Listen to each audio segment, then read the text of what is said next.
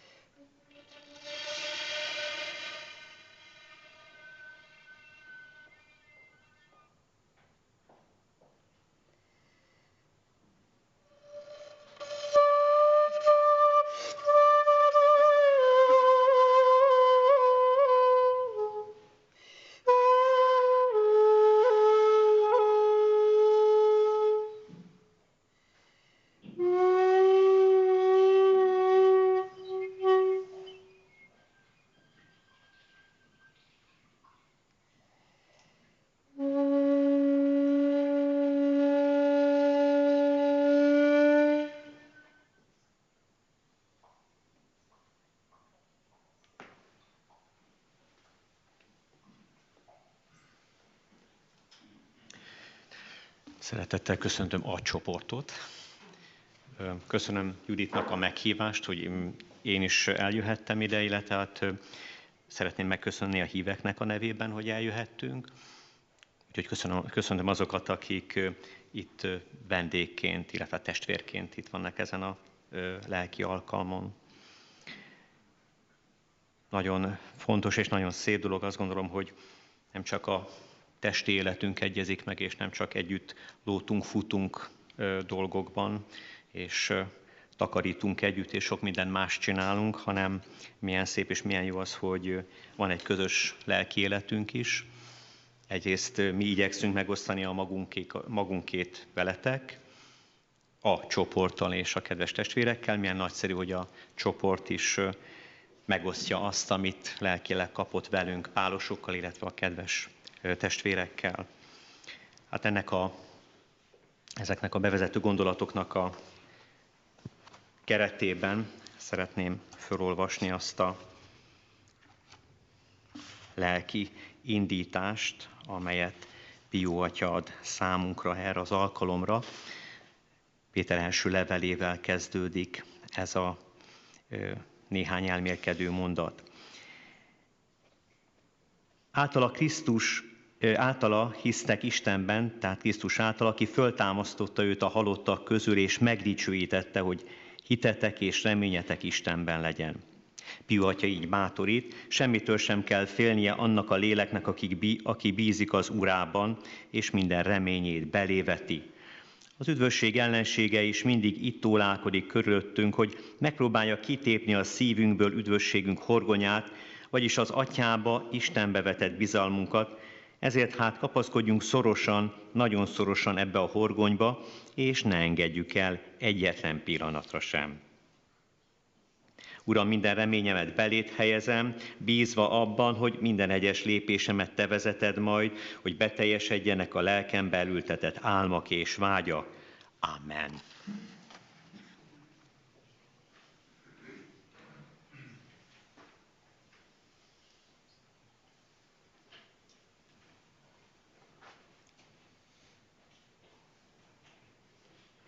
Szent éges Szűz Mária,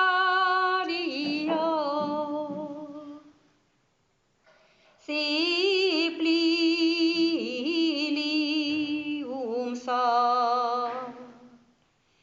ki minden kar szív,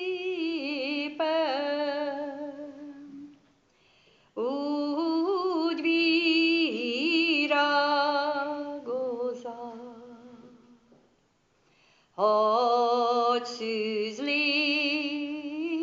víz, meggyümölcsözti. Imád Jézust értünk, akit te szültél. Szép liliumszál, szűzek virága,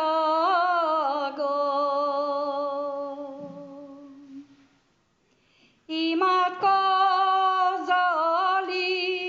értünk, Istennek anyja. Ó, mi áldott vagy, Mária,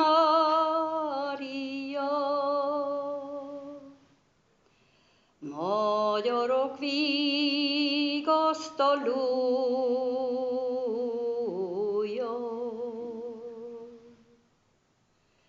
Ó, mi áldott vagy, Mária,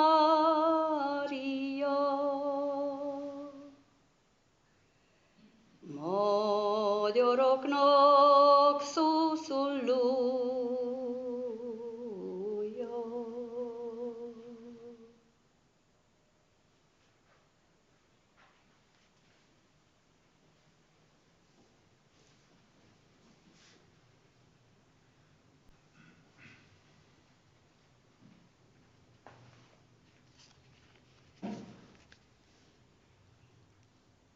Az utakat sokáig nem érti meg az ember, csak lépd el az utakon, és másra gondol.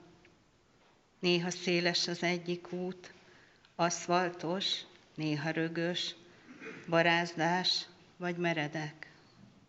Az utakat sokáig csak alkalomnak tekintjük, lehetőségnek, melynek segítségével elmehetünk a hivatalba, vagy a kedvesünkhöz, vagy a rikkantó tavaszi erdőbe. Egy napon megtudjuk, hogy az utaknak értelmük van, elvezetnek valahová. Nem csak mi haladunk az utakon, az utak is haladnak velünk. Az utaknak céljuk van. Minden út összefut végül egyetlen közös célban. És akkor megállunk, és csodálkozunk, tátott szájjal bámészkodunk, csodáljuk azt a rejtelmes rendet a sok út szövevényében, csodáljuk a sugárutak, országutak és ösvények sokasságát, melyeken áthaladva végül eljutottunk ugyanahoz a célhoz. Igen, az utaknak értelmük van, de ezt csak az utolsó pillanatban értjük meg, közvetlenül a cél előtt. Márai Sándor.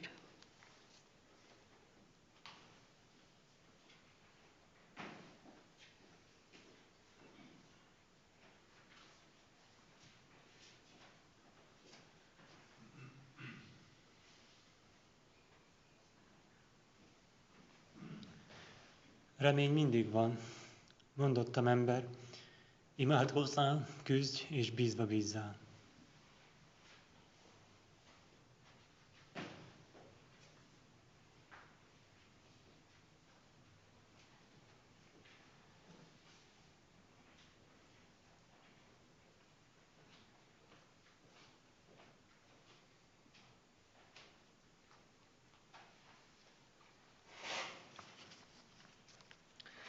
Értelmed szeme nem elegendő, hogy meglássa, füled, hogy meghallja, nyelved, hogy elbeszélje, és szíved, hogy elgondolja az üdvözültek javát. Ó, mennyi örömük van az én látásomban, aki minden jó vagyok. Ó, mekkora lesz az örömük, mikor megdicsőül a testük.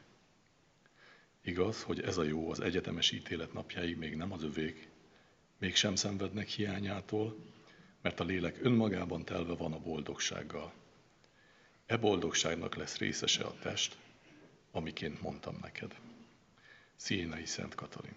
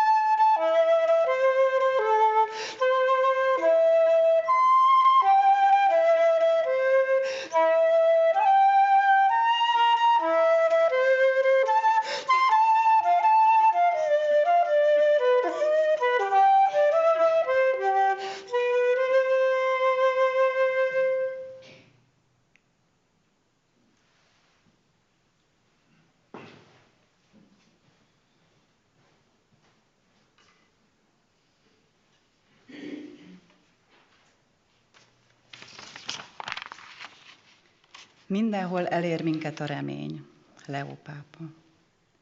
Hálás vagyok, Atyám, hogy a megpróbáló helyzetekben és a legnagyobb félelmeimben is velem vagy, és erőt öntesz belém. Gyógyítasz igéid által is, mint a 62. Zsoltárral. Lelkem Istenben lel nyugalmat, segítség csak tőle jön. Egyedül ő a sziklám és az üdvösségem. Ő az én váram, nem rendülök meg. Köszönöm, Atyám, hogy érezhetem a jelenléted, hogy lágyan megtartasz, minden pillanatban szeretsz, és lépésről lépésre kivezetsz a félelem örvényéből, mókuskerekéből a te országodba, amennyire már itt a földön is részünk lehet benne. Szelídíts, Atyám, hogy bölcsen, bátran és kitartóan merjek rád hagyatkozni. Máté evangéliumában Jézus Krisztus így szólított meg. Gyertek hozzám mindnyájan, akik elfáradtatok, s akik terhet hordoztok. Én megkönnyítlek titeket. Vegyétek magatokra igámat, és tanuljatok tőlem, mert szelíd vagyok, és alázatos szívű, s megtaláljátok lelketek nyugalmát. Az én igám édes, és az én terhem könnyű. Áldalak, mert igéid élővé válnak bensőmben, akár a Zsoltárok könyvének sorai. Az Úr az én pásztorom, nem szenvedek hiányt, zöldellő réteken legeltet. A nyugalom vizéhez terel, és felüdíti lelkemet. Az igaz úton vezérel, nevéhez híven. Ha sötét völgyben járok is, nem félek a bajtól, hisz te velem vagy. Botod, pásztorbotod biztonságot ad. Kegyelmed és jóságot vezet életemnek minden napján, s az Úr házában lakhatom örök időkön át.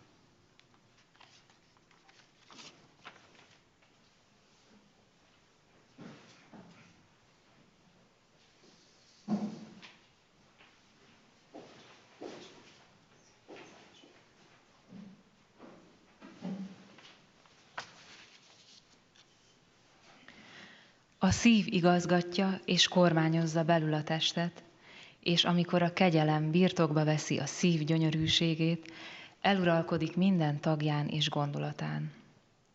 A szívben van a székhelye a gondolatoknak, a lélek minden szándékának és reményének, mert tőle árad a kegyelem a test minden tagjába.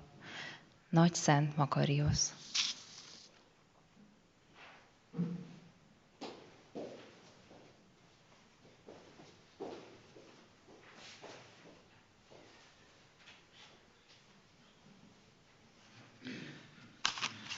Az Atya, a Fiú és a Szentlélek nevében.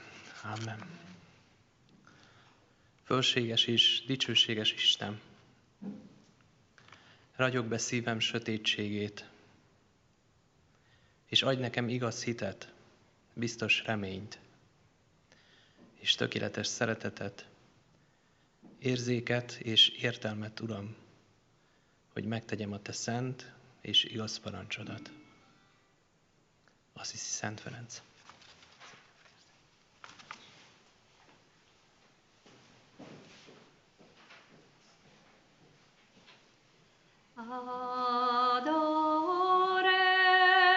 Adoremus in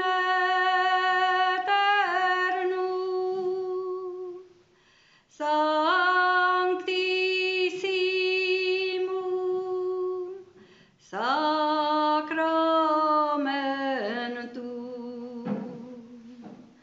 Adoremus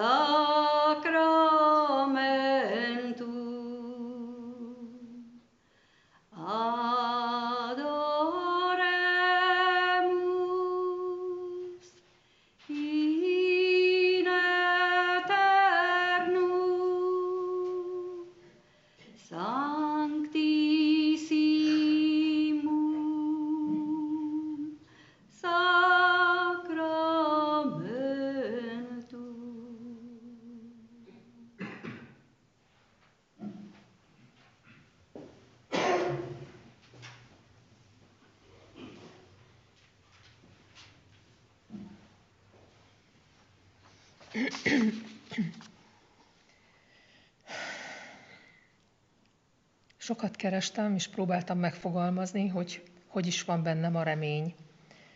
Arra jutottam, hogy a remény bennem örökölt. Megmagyarázhatatlanul mindig is ott volt. De magamnak tulajdonítottam, és büszkeséggel töltött el. Most tisztán látom, hogy az elődeim hite és reménysége természetes módon ragadt rám.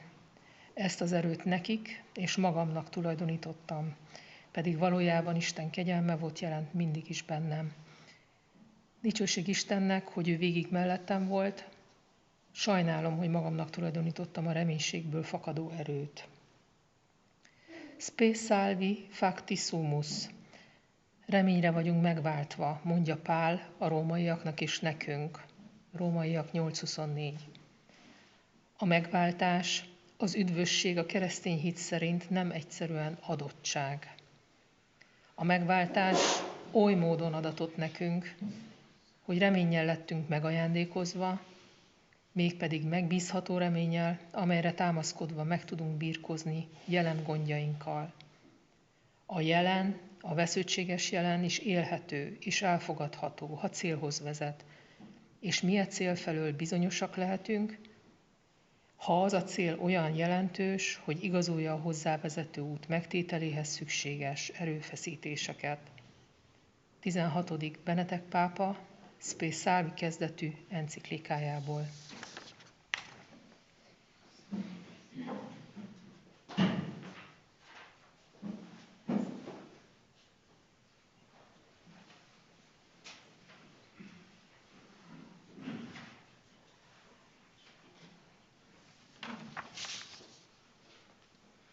Búzamagot földbe vetni, gyümölcsfákat megmetszeni, tojásokat kikeltetni, vitorlással útra kelni, éjsötétre napot várni, kisgyermeket elringatni, tiszta szívvel jegyben járni, esőben ázva kacagba szaladni, a Jóistenhez fohászkodni, halál karján elaludni.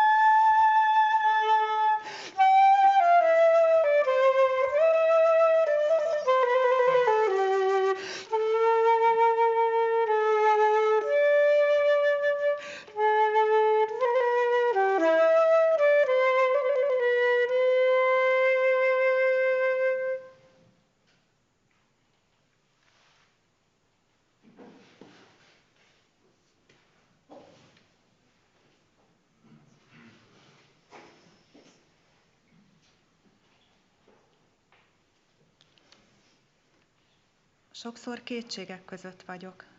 Mi van, ha nem valósul meg sosem, ami a szívemben él? Nem kéne inkább elengedni? Miért nem így vagy úgy cselekedtem korábban, ekkor meg akkor? Bárcsak tudtam volna, bárcsak meghallottam volna. Ezek sokszor visszatérnek, sokszor ott vannak. Ilyenkor is marad az ima, ami a reményt fejezi ki. Ezért áldott legyen, aki reményt ad, mert aki reményt ad, kapaszkodót ad, utat ad, irányjelzőt a cselekvésekhez, erőt a kitartáshoz, fényt a sötétben, tartalmat az imákhoz, és segítséget a kétségek idején.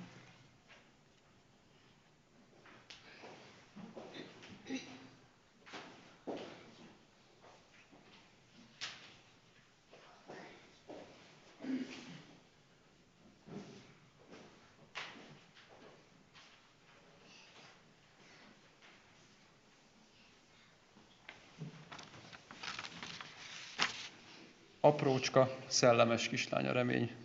Megismertem a családban, a játszótársam volt gyermekkoromban. Fiúként megöleltem, és azon a tavaszon, amely örökre megváltoztatta az életemet, eljegyeztem. Felnőttként néhány sötét napon szem elől tévesztettem. Ilyenkor azt hittem, eltávolodott tőlem, és elhagyott. Holott én voltam, aki kerültem a tekintetét, és akkor megfogadtam, hogy mindig követni fogom. Mert az ő mennyországa már itt van a földön. Ferenc pápa.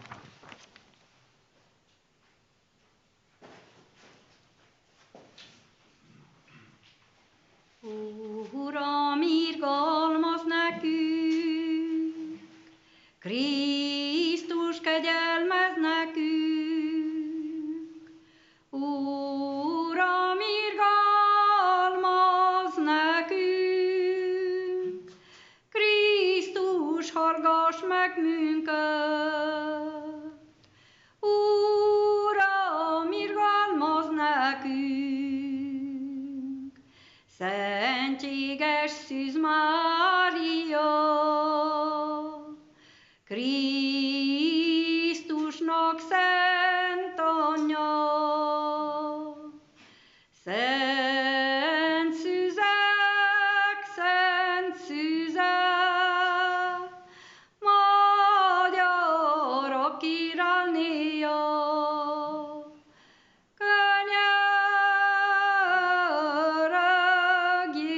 érettünk.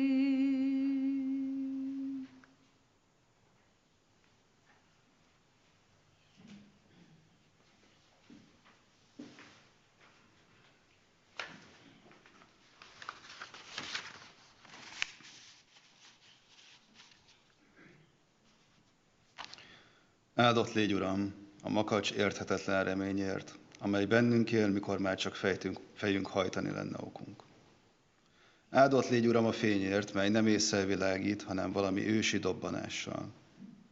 A Te igéddel, amely bennünk gondol, mint harang, mélyen, tisztán, vihar által elmoshatatlanul. A fényért, mely bennünk világít, mint mécses oldhatatlan világa. Áldott légy, Uram, a bizonyosságodért. Ott, ahol szándék feszül akarattal, hatalom ütközik uralommal, jó áll szemben a rosszal, ott is Te győzöl, mindig Te. Áldott légy, jó Uram, ezért a szívós, szélverte madárért. Főnix ez már nem galamb, mely túlél minden vihart, Te lehelsz belé életet. Áldott légy ezért a titokzatos irracionalitásért, amely tudnunk engedi, van jobb, van tovább. Áldott légy, Uram, a jóért, melyet erőnkön túl is vállalunk, hisz döntéseink súlyát velünk együtt Te viszed. Áldott légy, Uram, a bűnbánatért és a megbocsájtásért. Add, hogy ne csak tudjuk, de láthassuk is, ahogy egyszerű lépésekből vezetnek hozzád, mint sivatagvándor forráshoz a csillag. Áldott légy, Uram, hogy a remény bennünk nem logika, hanem ajándék, nem bizonyíték, hanem bizonyosság. Add, hogy átadni tudjuk, mint fákját, mint tüzet, melyet Te gyújtottál, s mely akkor is világít, mikor minden fény kihújni látszik. Mert benned, Uram, a remény nem tévedés, nem véletlen, nem önáltatás, hanem igazság, a Te igazságod. Áldott légy érte, Uram!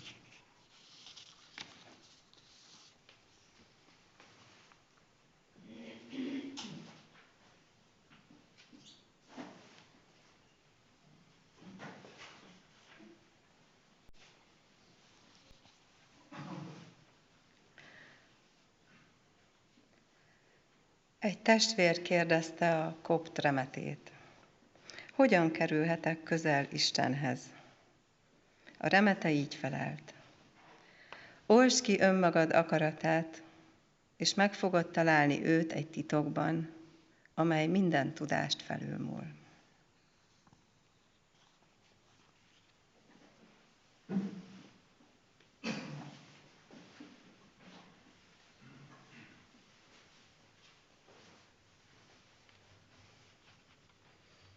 Uram, Istenem, köszönöm neked minden jó téteményedet, amit irántam és az enyénjeim iránt tanúsítottál.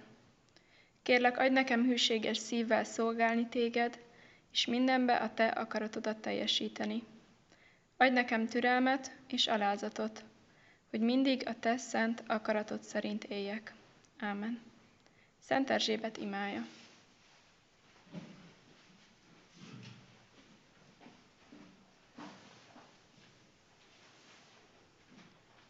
Minden szentek, könyörögjetek érettünk. Fényt hozó szentek, könyörögjetek érettünk. Magyar szentek, könyörögjetek érettünk. Szent Erzsébet, könyörög érettünk. Könyörög érettünk. Könyörög érettünk.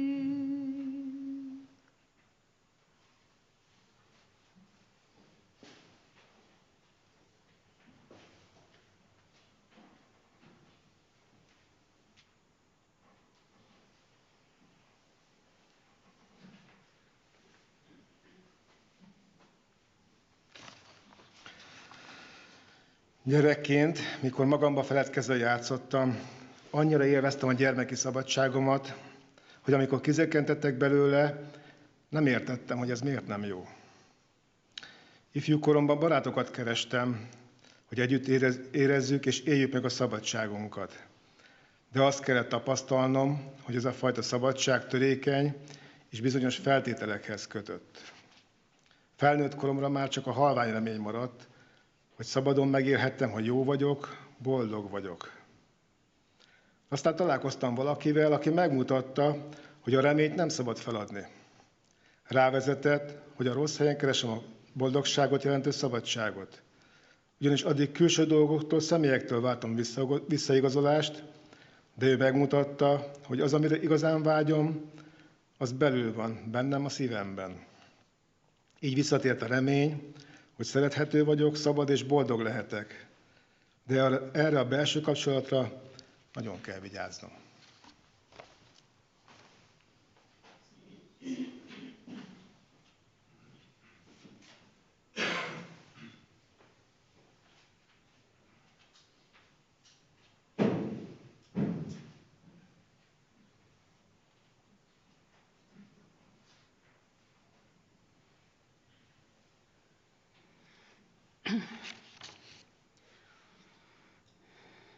Gyermekkor, ridegség, magány. Néha megcsillant az erdő csendjében, de elillant a remény. Kitartóan kerestem mások szemében a fényt, reméltem, ott megtalálom. De mikor heggyé nőtt a fájdalom, ő már ott várt. Feladtam, és megtartott, elringatott. Erőt kaptam, és ebből építettem magam. Csak én, a felfedező egyedül, aki megtalálja az élet értelmét. Kerestem erdőn, mezőn, ölelésben és emberi életekben, és a végén nem maradt remény. Összerogytam a fájdalomtól, teljesen feladtam, és ő ott várt rám. Ahogy elengedtem magam, ő betöltötte az űrt, és ígéretet tett, mindig így lesz. Ad ragyogó szemű barátokat, akikkel már nem vagyok egyedül az élet felé vezető úton. Ad ölelőkarú kedvest, aki ölel addig, míg majd csak ő ölel. Ad szeretetet, végtelen sokat, ki nem fogyót. És ez már nem csak remény, hisz ő vár rám.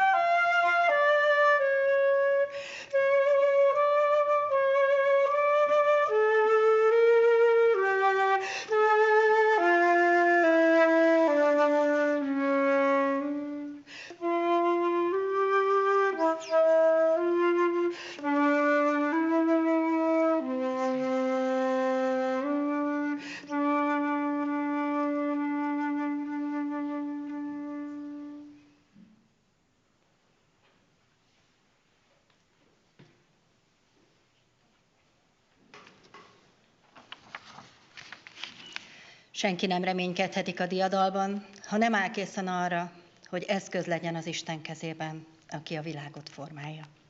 Ellen Messi.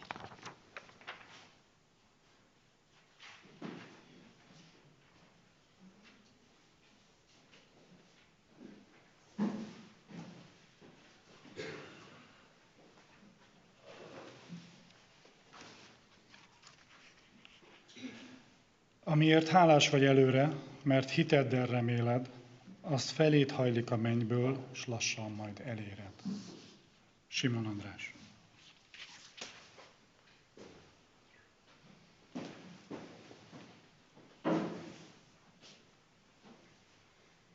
Bocsáss meg, Istenünk,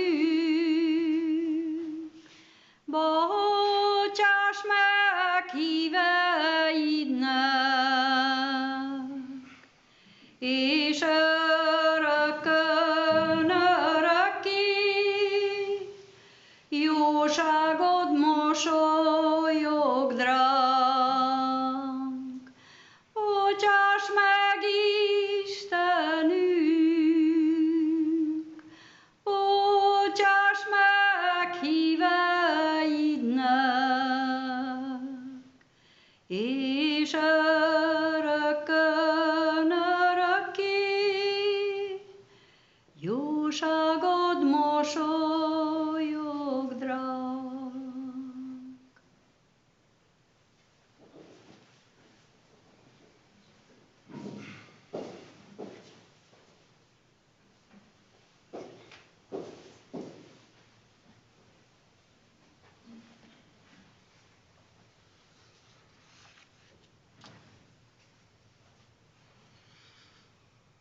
Dávid imája. Uram, fordítsd felém füled, és hallgass meg, mert nyomorult vagyok és szegény. Őrizd meg lelkem, hisz hozzád tartozom, segítsd meg szolgádat, aki benned bízik. Istenem vagy, Uram, légy irgalmas hozzám. Szüntelen hozzád kiáltok. Tedd vidámmá szolgád szívét, lelkem, Uram, hozzád emelem. Hiszen te jóságos és elnéző vagy, Uram, és csupa irgalom azokhoz, akik hozzád kiáltanak. Hallgasd meg, Uram, imámat, figyelj könyörgő szavamra. Hozzád kiáltok a szorongatás napján, és tudom, hogy meghallgatsz. Senki sincs olyan az Istenek között, mint te, Uram. Semmi nem hasonlít tetteidhez, melyet műveltél. Minden nép eljön, hogy imádjon, és dicsőíti a neved, Uram. Mert nagy vagy, Uram, csodákkal hatalmas, egyedül te vagy az Isten. Mutasd meg utadat, Uram, hogy igazságod szerint járjak. Irányítsd szívemet, hogy félje nevedet. Uram, Istenem, egész szívvel áldalak, dicsőítem nevedet mindörökké. Mivel nagy volt irgalmad irántam, lelkem kimentetted a halál velméből. Istenem, kevélyek kelnek föl ellenem, hatalmaskodók csapata tör életemre, s egy sincs rád tekintettel. Ám te irgalmas és kegyes Isten vagy. Megfontolt a haragban, de gazdag a jóságban és a hűségben. Tekints rám és ajándékozz meg irgalmaddal, adj erőt szolgádnak, segíts szolgálód fián. Adj jelét kegyelmednek, hadd lássák gyűlölőim és szégyenkezzenek, hogy te, Uram, megsegítettél és vigaszt nyújtottál. 86. Zsoltár, ima nehéz időkben.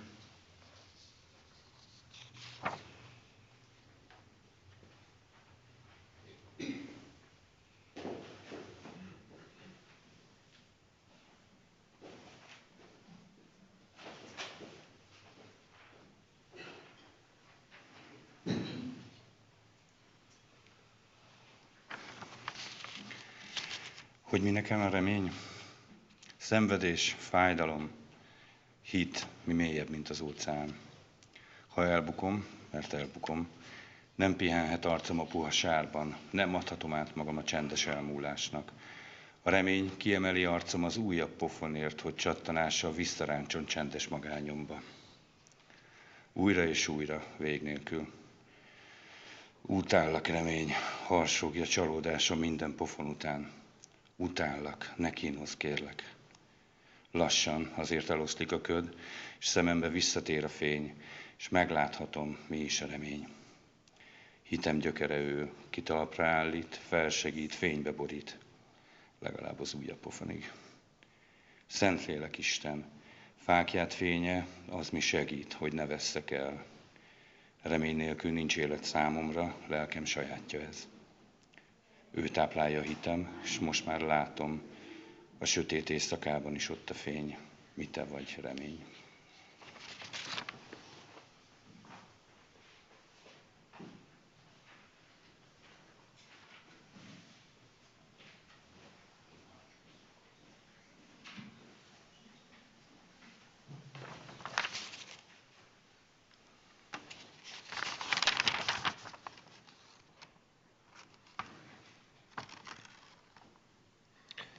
Megkötöm veletek szövetségem, többé nem törlök el minden lényt a földről vízözönnel, és nem jön olyan áradat, amely elpusztítja a földet. Aztán így szólt az Isten, ez legyen jele a szövetségemnek, mely fennáll köztem és köztetek, meg a veletek lévő minden élőlény között, minden nemzedékre. Szivárványt helyezek a felhőkbe, és ez legyen a szövetség jele köztem és a föld között. Ha összegyűjtöm a föld felett a felhőket, és a szivárvány megjelenik a felhőkön, akkor megemlékezem a szövetségemről, ami fennáll köztem és köztetek, meg minden élőlény és test között. A víz nem válik többé vízözönné, hogy minden lényt elpusztítson. Ha a szivárvány megjelenik a felhőkön, látni fogom, és megemlékezem az örök szövetségről, amely fennáll Isten és minden élőlény és minden test között a földön. Isten így szólt Noéhoz.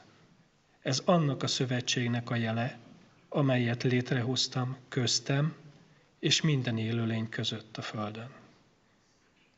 A Teremtés könyve.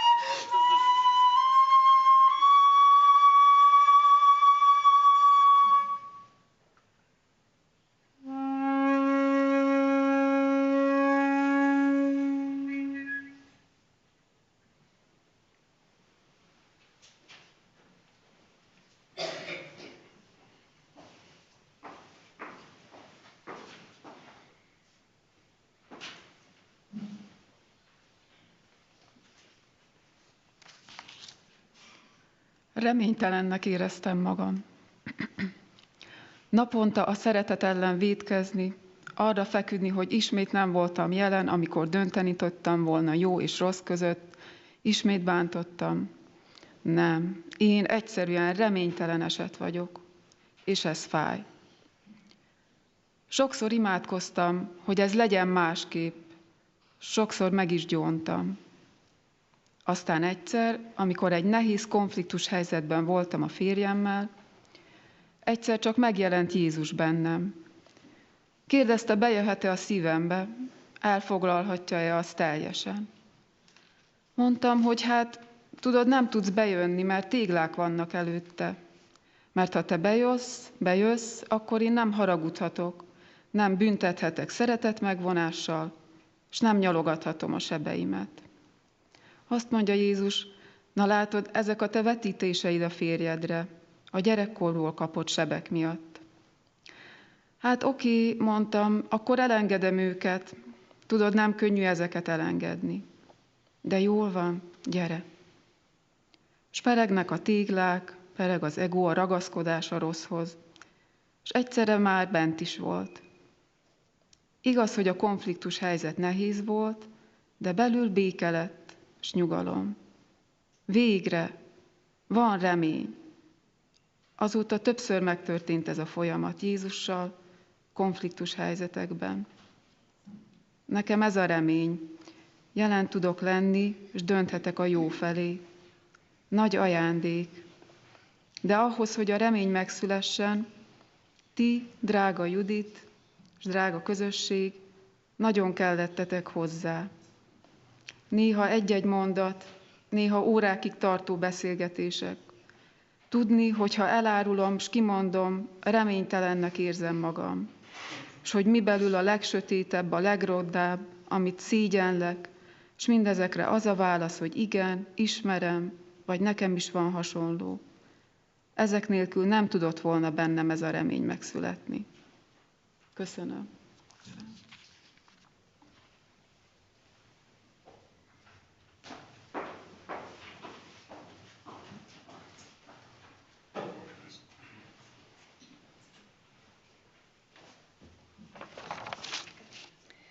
Valójában nem a hiányra, hanem a teljességre lettünk teremtve, hogy örömteli, bőséges életben legyen részünk.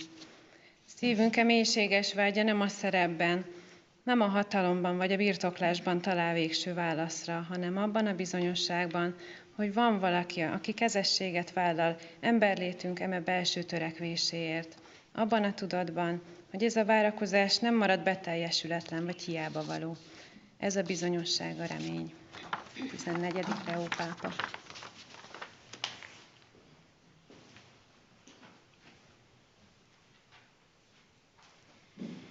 Szép a rózsabakar,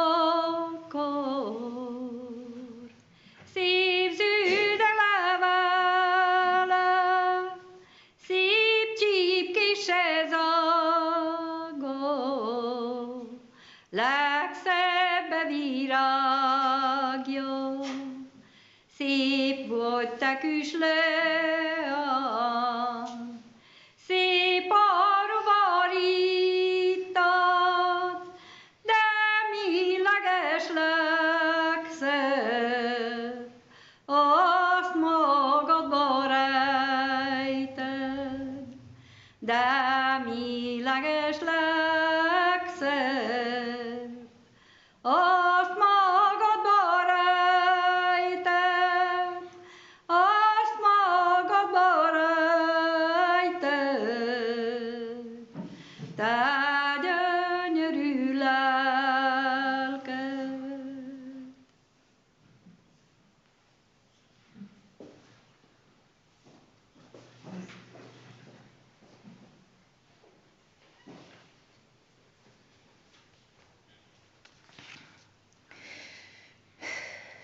Szent Rita,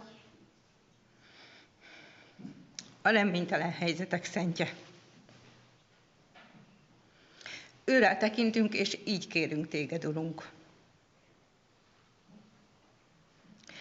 Idősödő szülei számára Szent Rita a te ajándékod volt. Tekints, Urunk, a családokra, hogy a gyermekeket minden családban a te ajándékodként fogadják. Rita őszinte tisztelettel és szeretettel tekintett szüleire. Add, Urunk, hogy a gyermekek ma is szeretettel és tisztelettel vegyék körül szüleiket, még időskorukban is. Szent Rita életében látjuk a béketűrés lelkületét. Közbenjárására add, Urunk, hogy megtanuljunk örömmel hordozni az életünk keresztjeit, és béketűréssel a megpróbáltatásokat. Rita férje nehéz természetű volt. Adja házasságban élő asszonyoknak olyan lelkületet, amellyel férjüket te hozzád tudják kormányozni. Szent Rita gyengéd és körültekintő édesanyja volt. Add, Urunk, hogy a családanyák szeretettel gondoskodjanak azokról, akiket rájuk bíztál. Könyörögjünk! Szent patrónám, kérd nekem Istentől szent lelki erőt, hogy állapotbéli kötelességeimben ne mondjak csődöt, hanem álljam a harcot, és minden nehézség között kitartsak.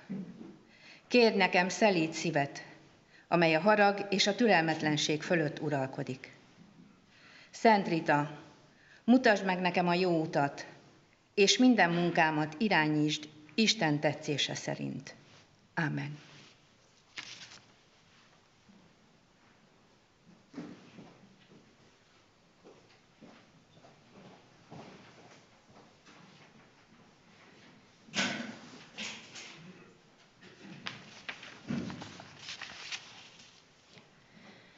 Ám gyakran vétkezünk a remény ellen, amikor nosztalgiával és búskomorsággal merengünk a múlton, amikor a boldogságra úgy gondolunk, mint valami eltemetett dologra. A remény ellen vétkezünk, amikor elkeseredünk a bűneink miatt, elfeledve, hogy Isten irgalmas és nagyobb a szívünknél, mert Isten mindig megbocsát. Vétkezünk a remény ellen továbbá, amikor a remény eltörli bennünk a tavaszt, amikor Isten szeretete többé már nem örök tűz. A mai világnak pedig nagy szüksége van erre a keresztény erényre, miként szüksége van a türelemre, mely szoros kapcsolatban áll a reménnyel. A türelmes emberek a jó takácsai, kitartóan vágynak a békére, és a mindent azonnal akarókkal szemben képesek türelemmel várakozni, és így át tudják vészelni még a legsötétebb éjszakát is. Ferenc pápa.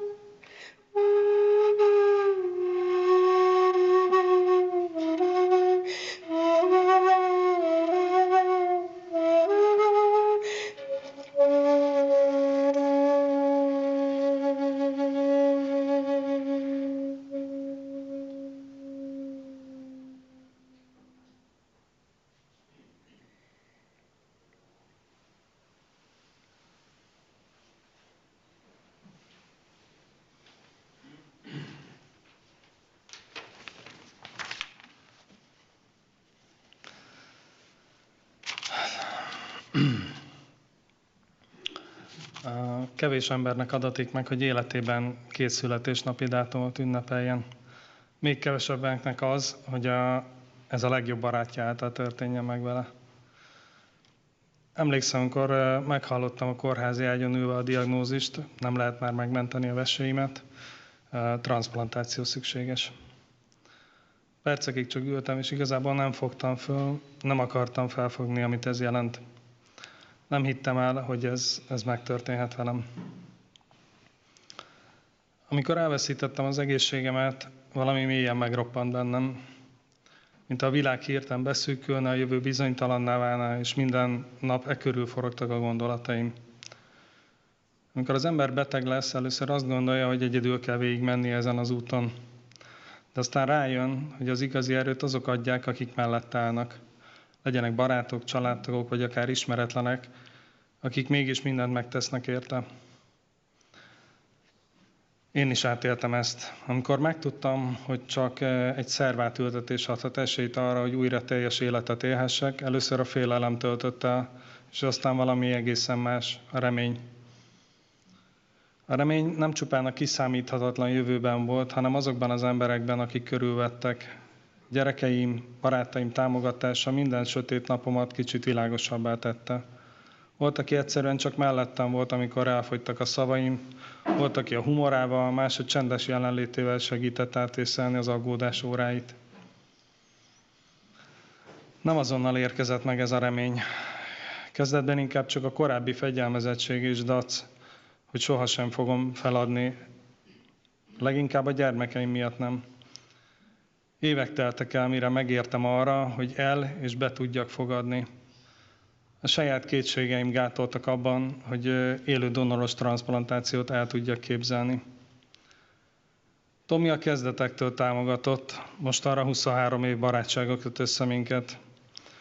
Gyermekszületések, vállás, kisebb és nagyobb krízisek az életben, közös camino, és számtalan olyan közös élmény, ami ennyi időbe belefér. Ő volt az első, aki felajánlotta, hogy lenne donor. Közel 3 év kellett ahhoz, hogy ezt el tudjam fogadni. A szervátültetés nem csupán orvosi beavatkozás, ez egyfajta szövetség is, az összefogás, a hit és az újrakezdés csodája. Egy barát adománya számomra, ami a túlélés esélyét jelenti. A szervdonáció az emberi önzetlenség elmondhatatlanul nagy ajándéka. Egy barát, aki felajánlott egyrészt önmagából, hogy nekem esélyt adjon az életre. Ez a gesztus nem más, mint a barátság legtisztább, legtiszteletre méltóbb formája.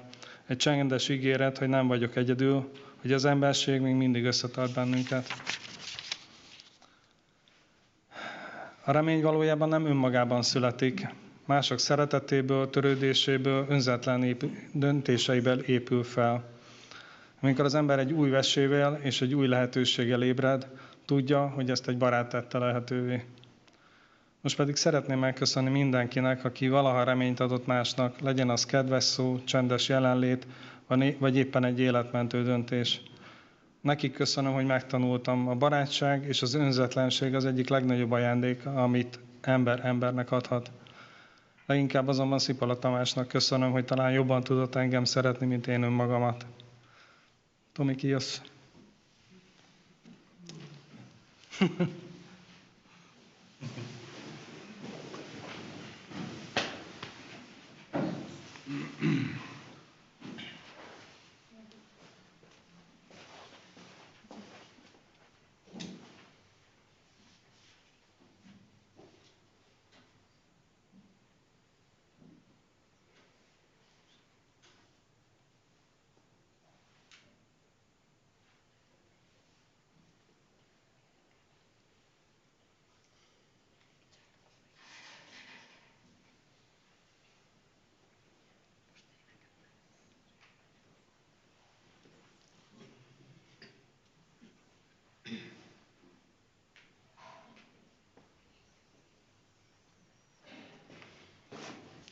Eljöttünk a fényes hegyre, ide vágyik minden nép, mert itt vár ránk Úrunk Anyja, ki nekünk és jó anyánk. Bár az arcod megsebeztük, szemed mégis ránk tekint. Így te hozzád bizalommal jöhetünk. Madonna, Fekete Mária, fogd meg jól a kezünket. Madonna, Fekete Mária, védd hazánk és egyházunk. Madonna, Fekete Mária, fogd meg jól a kezünket. Madonna, Fekete Mária, védd hazánk és egyházunk.